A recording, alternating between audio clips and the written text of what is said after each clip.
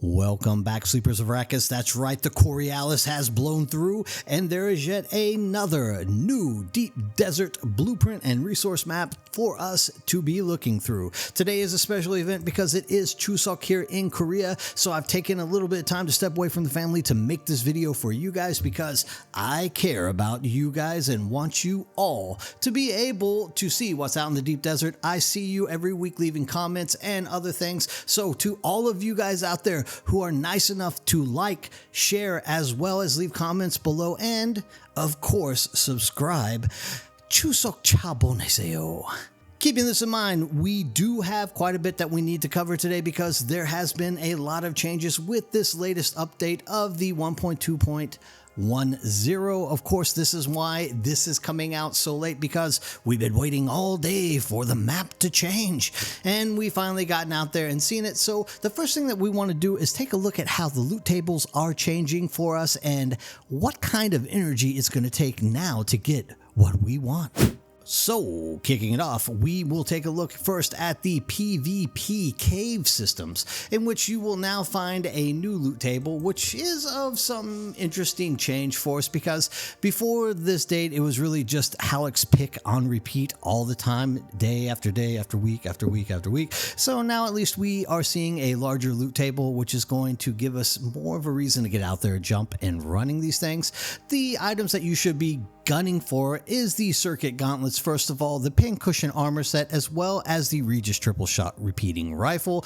These items are all very good for you to be running with, and the rest of the items, you know, they come and go. If you're looking for a better cutter array or a compactor, you can also have a chance of getting it at a 3% shot. But the only things that I can see out here that I would actually be wanting to run PvP caves for is those three: the circuits, the pincushion, and the Regis triple shot. This is of course going to shift the way that people are looking at doing events or POIs out there in the deep desert, because the caves were mostly just on rand, so this is at least populating the caves needs, and it's making more opportunity for people to, I guess, PvP if you're on one of those servers. So make sure that you're careful when you're jumping out there into the deep desert and going to the caves, because it could get hairy really fast. And next up, we have the PvP testing stations. Now, the PvP testing stations have a little bit larger of a loot table, but in terms of what you're going to find there, you have the Hallex pick, the power harness, the carterizer, young Sparky, and of course the adaptive Holtzman shield with Dune Watcher added in there as well, and of course the black market K28 lasgun. But I hesitate to throw in there because it is a literally 1% chance. You're going to have to run this thing 100 times in order to get that black market K28, so probably it's not a possibility that you'll be finding, but everything else is sitting there on an 8 to 7 to 5% chance. There is a large loot table, so you will be able to find stuff out there that is of some significance, like the penetrator isn't so bad, and if you really hurting for a nice armor set of heavy class, you could always get that bulwark set as well. But overall, you can see that there's going to be a shift in the way that we are now doing testing stations as well. And of course, remember, this is instant, so every time you are running it, you are getting that shot at it. It's not everybody looting stuff at the same time. So there is always, of course, that, right? So at least keep that in mind whenever you're getting out there and running around. Next of all, we have the Rex. For the Rex, you will see a lot of weapons that are of some use for us, as the Perforator, the replica pulse knife, as well as the replica pulse sword and shell buster with the Regis disruptor pistol are all dropping from the Rex now. In terms of how you get these things, they are 7 to 6% chance for you to run it. So once again, you are looking at running these things 10 to 20 times in order to get a chance to get one blueprint. How that is going to phase out with the PvP and the people, I have no idea yet. This is something that we're going to have to sit on and make sure that we take a look at closely, because I am not sure that this system is going to help anything out, but at least it's giving people a chance to get what they want every week, as long as they're willing to dedicate the hours upon hours to get those things from the drops. Now, moving on, we have the PvE caves, which have a huge loot table, and from this, you're not really getting anything interesting at all, minus the fact that you could get a replica pulse sword at a 1% chance, but at least it's there, I guess, you know, because you can run these things endlessly because you're never going to be attacked by anybody by running them, so, you know, it might as well be into that loot table. So that replica pulse sword is nice to have if you're into swords. I think they're a little bit too slow, but other people have different likes and desires. But that compactor, as we had mentioned earlier, was at like a 5% chance out there in the testing area. Now it's at a 6% in the PvE caves. So if you are looking for a reason to actually run the caves now, this is what you will be finding when you jump out into that area. And, you know, why not? It's mixing it up a little bit for us and at least giving us a reason to jump out and do the caves, because I don't think I've ever done a PvE cave, actually, now I think about it, so maybe I'll give it a shot. We will have to see. In terms of PvE testing stations, now we have moved the Hallex pick in there with a 6% chance with the power harness, adapted Holtzman shield, and the circuit gauntlets. But please keep in mind, with these testing stations, all the good stuff is at a very, very low percent chance of being picked up outside of Hallex pick and the power harness. So if you take a look there at the adapted Holtzman shield, the circuit gauntlets, as well as Kni's cutter array and the replica pulse knife and young Sparky for that matter, they are all at a 1% chance, which means you will necessarily have to run this thing 100 times in order to get lucky to get one of those items one time. So once again, I don't know that it's actually helping out the way that we are getting with the loot system, but hey,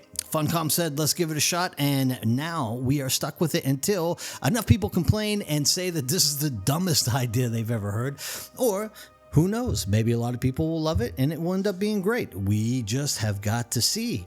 Keeping this in mind, we got to take a look at the deep desert map so that we know where all these things can be found, and that is happening right now. And what a map it is that we have today. We are looking at a 4 large spice plume cluster this week, 2 of them sitting on the I to F9 rows, as well as 2 sitting in the west side with I1 and F3. Keeping this in mind, the map is definitely separated nicely with a lot of nothing out in the middle. I guess they're trying to promote us to run out there and get more stuff like stravinium and titanium off of these little islands or whatnot. But if you are looking for the best possible place to be setting up base this week, you are going to want to be setting up on the east side. The reason being is not only do you have 2 large spice plumes that are lined up back to back, so you'll be able to see them basically from each other as you are flying around, but you also have 1, 2, 3 Imperial testing stations that all have that same loot table that we already discussed earlier on in the video, as well as the only large shipwreck that you can find out in the deep desert this week. So there's going to be a lot of action out here with people controlling this area for those loot tables. Not only that, but it is all just bunched together nice and tightly. So if you are a person who is definitely looking for a little bit of fun and action, you can find that there are some islands over here in the E8, E9, as well as the E7, and a big island sitting out in E6. So all of these little island chains that you are seeing in the E column are going to be just about the best places you can find if you have enough force or a safe enough server that you can jump out there and get your hands on all this good stuff as you are running, because you will have access to everything in a very easy and formal way. Now on the other side, which you can see is a little bit less dangerous in my opinion, you will be able to focus on some islands out here in E2, which is the only really stretch out there. Everything else is sitting in the D. So if you want the safer route with 2 large spice plumes as well as just 1 point of interest out there for the Imperial testing station, you're going to want to try to jump out here and get into E2 as quickly as possible. I do believe this is going to be the safer side, as there's not going to be so much for people to lock down and be running on repeat. So if you are looking for the stuff that the Imperial testing station is dropping, you will have that one out there deep, as well as seeing those 2 large spice plumes connected to you. Now, covering up that map a little bit is hard to see, but you will also have here at the E2 range the E1 and the D5 Imperial testing station on the PvE side. I personally don't find that loot table attractive at all, but Funcom seems to think that it is worth running, so they have put in 2 out there. Now, the one thing that I'm disappointed about is there's only 1 large shipwreck out in the deep desert this week. Seems a little bit lacking, but I guess they're trying to mix things up for us so that we can get a diverse feel for what can happen with this brand new loot table. So I'm going to guess that next week we'll probably have fewer Imperial testing stations, maybe more ships. We'll have to wait and see. That's just my money, and gambling is not a thing that I'm good at doing. Also, remember, if you are brand new to the game, or you have just been playing for a few weeks and have not made it out to the deep desert, if you have advanced far enough to get that ornithopter, make sure that you are jumping out here and running all of the Imperial testing stations that are in the A row, because that is a guaranteed easy 180 intel points every single week. That can go a long way for helping you to that next ornithopter or the next upgrade piece that can make your ornithopter 5 faster, or carry more things. It just depends on whatever it is that you are going to put your intel points into. Overall, the map is looking great. Once again, stay away from the east side if you do not like PvP, and I would definitely say jump at to E2 as quickly as possible to suck up those islands so that you have access to everything out here on the safer side. Keeping that in mind, let's move on. And now to my favorite part of the show. It is the call out section, and we're starting this off today with a very, very special thanks to Soul Kiwi. You get the first call out today, Soul Kiwi, because you are the first person to donate money to join the channel. That's right. Thank you so much, Soul Kiwi. It is because of people like you that I'm able to spend additional time making these videos even better for the people who are watching it. Once again, Soul Kiwi, big thanks to you, and I appreciate your patriotism.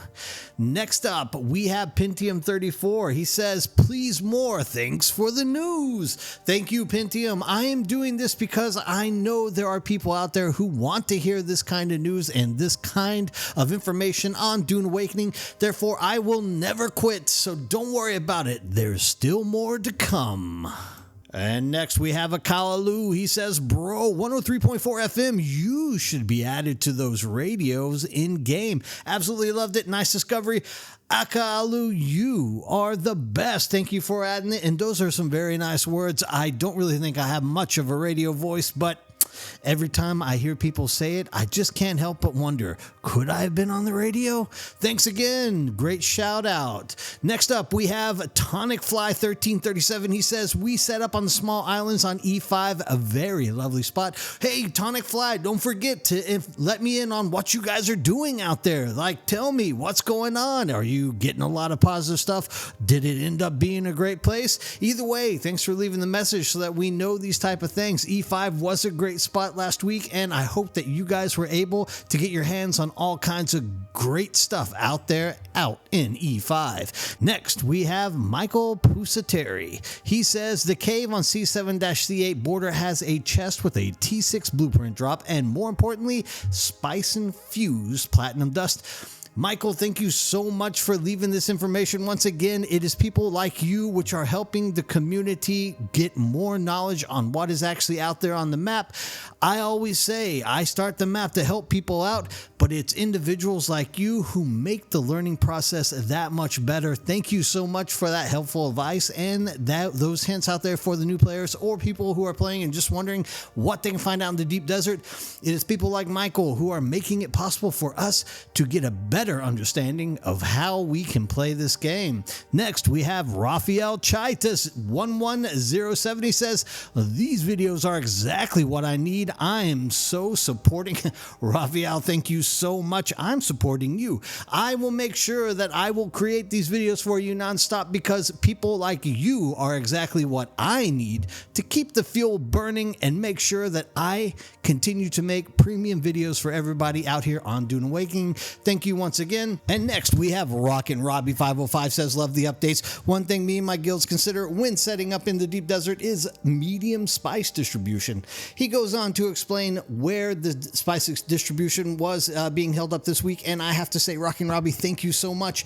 This is offering a lot of advice and intelligence to the community and gives people something else to think about besides the single-minded picture that I'm drawing for them. It is people like you, once again, that are making this community so great.